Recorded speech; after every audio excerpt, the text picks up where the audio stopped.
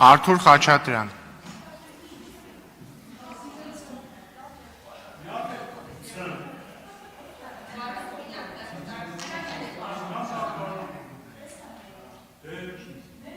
Լավ մի հատ դադարեցրեք էլի այս խոհանոցային խոսակցությունները Բոլորը դադարեցրեք Պարոն Հակոբյան դադարեցրեք Համեցեք պարոն Խաչատրյան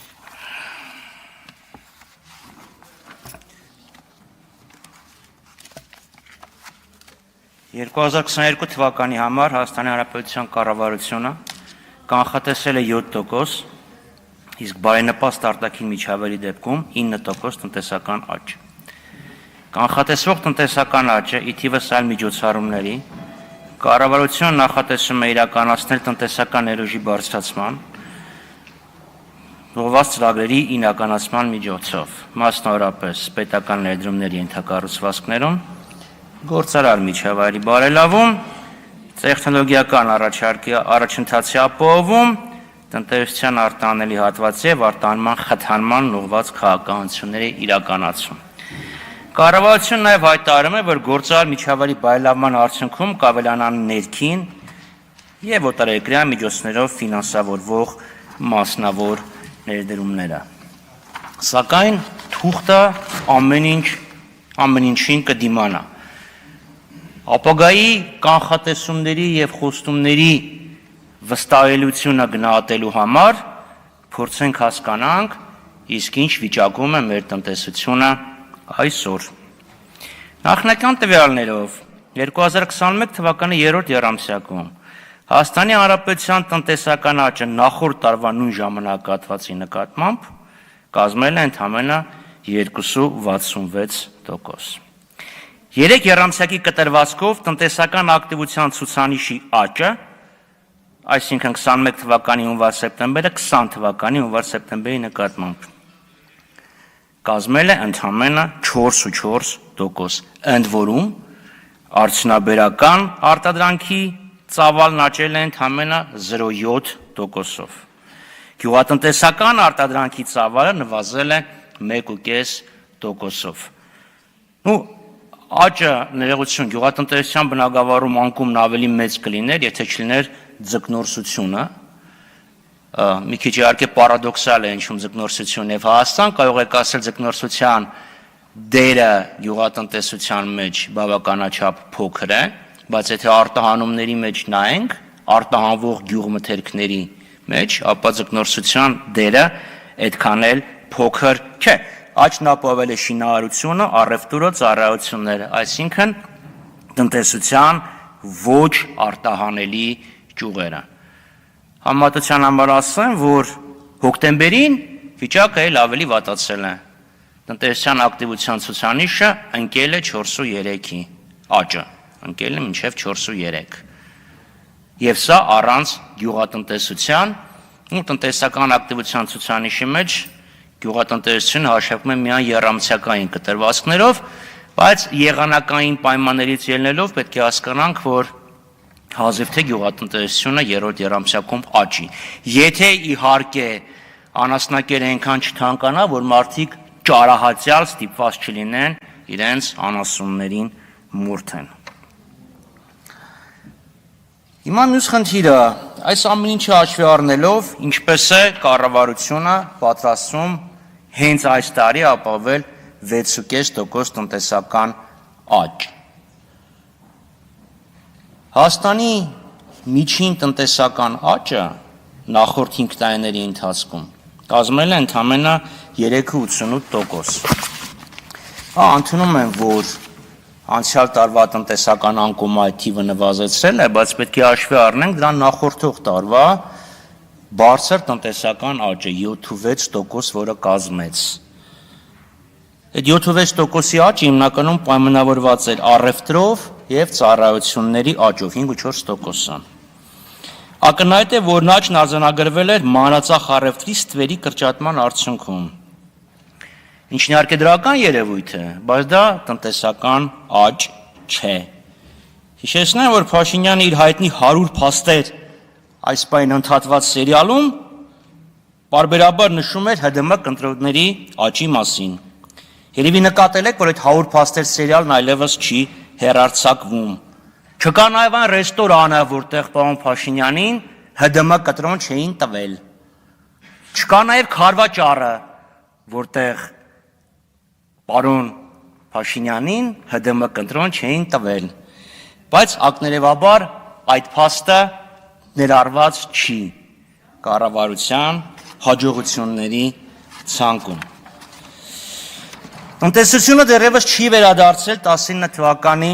մակարդակին։ Պարզ մաթեմատիկան ցույց է տալիս, որ գոնե 8% աճ պետք է ապահովել, որ վերադառնայինք 19 թվականին։ Հենց որ այս պայմաններում երկարաժամկետ պոտենցիալից, որը գնահատվում է 5%-ի շրջանակներում, 55-ից 75% բարձր տնտեսական աճը իրատեսական չէ, որ տոկոսային կետով 3-ից 3.5%։ Կառավարությունը հույսը դնում է ի թիվս այլոց նաև պղնձի գնի աճի վրա։ Ուրբաթ երեկոյան Լոնդոնի մետաղական բորսայում պղնձի գնի կանխատեսումները մեղմ ասած լավատեսական չէին, այլ խիստ հոռետեսական էին։ Պղնձի գինը սկսում է ընկնել։ Հիմա հարց, այս ամեն պայմաններում 7% աճը ինչի վրա է հիմնված։ Նույնիսկ կառավարության ներկայացված գրաֆիկում, երևի տեսել եք, եթե նայել եք կարմիր գույնով, նույնիսկ այդ գրաֆիկի պարզ վերլուծությունը ցույց է տալիս, որ 7 թիվը չի ամենահավանականին արժեքը, 5-ից 7%-ն է։ Իսկ 7 թիվը որտեղից ծագեց։ Ծագեց, որտեղ կառավարությունն իր ծրագրի մեջ ասել էր 7%։ Եթե լավ լինի 9%։ Իսկ Հայաստանի վերափոխման ռազմավարություն կոչված անհասկանալի փաստաթղթում, որը որևէ նորմատիվ իրավական ակտով հաստատված չէ,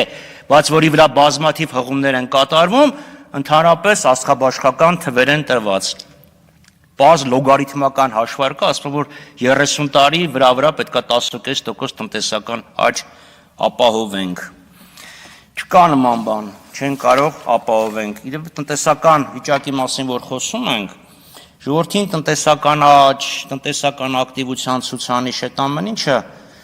խորթ է, այդքան էլ չի հետաքրքրում, մարդկանց միշտ ավելի հետաքրքրում է գների դինամիկան։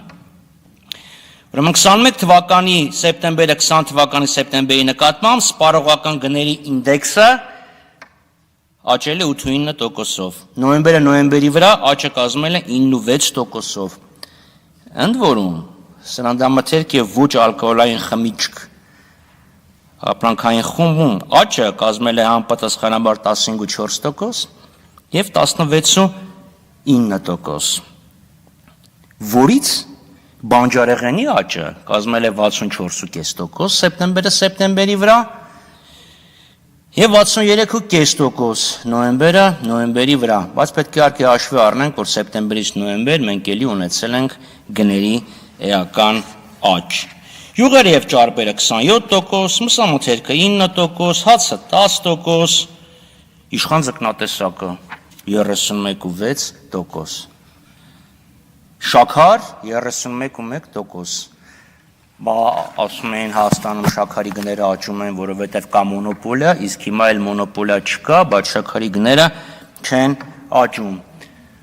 Հիմա այս պայմաններում կառավարությունը դարձյալ խոստումներ է տալիս, բայց Սև կարապի տեսության հիմնադիր Նիկոլա Թալեբը օրինակ մի առաջարկություն ունի, ասում է դպրոցական ավտոբուսը վթարի ենթարկած վարորդին դարձյալ ավտոբուս չեն վստահում։ Կանոնաբար պարոն Խաչատյանը այդ մեջբերմանը ծանոթ է։ Բայց որպեսզի կարողանանք այսօր ժողովրդին պատասխանենք, էկոնոմիկայի նախարարն ասում, որը իդեպ կանխատեսել էր երկնիշ տնտեսական աճ, ասում է ես խոսել եմ նոմինալ տնտեսական աճի մասին։ Նոմինալ հնայի աճը տնտեսական աճ չի, ստեղ պարոն Խաչատյանը իմ հետ կհամաձայնվի, որովհետև եթե առաջորդվենք Պարոն Քերոփյանի տրամաբանությամբ, որ իդեպ լայախ չի արել գա բյուջեի ներկայացմանը, կարծես թե տնտեսության զարգացումը պարոն Խաչատյանի հոգսն է, որը մի քիչ այլ գործառույթ ունի։ Ասում է, չէ, ես նոմինալ աճի նկատի ունեմ։ Նոմինալ աճը կախված է ինֆլյացիայից, հնայի դեֆլյատորից։ Իսկան դեֆլյատորը մեծ, այնքան նոմինալ աճը շատ, այսինքն իսկան գները թանկանան, կայուն իրական տնտեսական աճի պայմաններում, այնքան մեր վիճակը լավ կլինի։ Այսինքն 1% ռեալ տնտեսական աճ, 10% դեֆլյատոր, 11% երկնիշ տնտեսական աճ։ Իսկ եթե անկած իրական տնտեսական աճը կազմի 1%, իսկ ինֆլյացիան սպառողական եւ արդյունաբերական կազմի 20%, այդ դեպքում մենք ունենանք 21% տնտեսական աճ։ Որպեսզի այս ամեն ինչը չկրկնվի,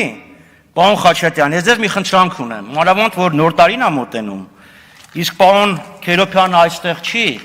ես պետքա ձեզ խնդրեմ այս գիրքը, նվերը, Սամուելսոնի էկոնոմիկա գիրքը, փոխանցեք պարոն Քերոփյանին։ Ես նկատել եմ, որ ինքը ընթերցանության նկատմամբ սեր ունի։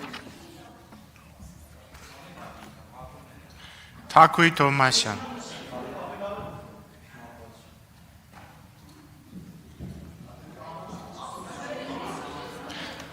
Խնդրում եմ դադարեցնել կոմենտները, Տիկին Թոմասյան համեցեք։ Շնորհակալություն, հարգելի գործընկերներ, Լրություն։ հարգելի նախագահություն։ Հարգելի գործընկերներ, հիմա դուք խանգարում եք ձեր ընդդիմադիր գործընկերոջը։ Պարոն Հակոբյան, դուք էլ Պարոն Հակոբյան։ Պարոն Հակոբյան։ Ուրեմն հարգելի գործընկերներ, լրեք բոլորդ, մի վիրավորեք իրար։ Ու մի ճպցրեք ինձ։ Դուք էլ տեղից մի խոսեք հիմա, Տիկին Թոմասյան համեցեք։ Խոսեք Տիկին Թոմասյան։ Հարգելի խորհրդան, սիրելի քաղաքացիներ, քննարկում ենք պետական բյուջեի նախագիծը 2022 թվականի, բայց մինչ այդ մասով առարկայական ելույթը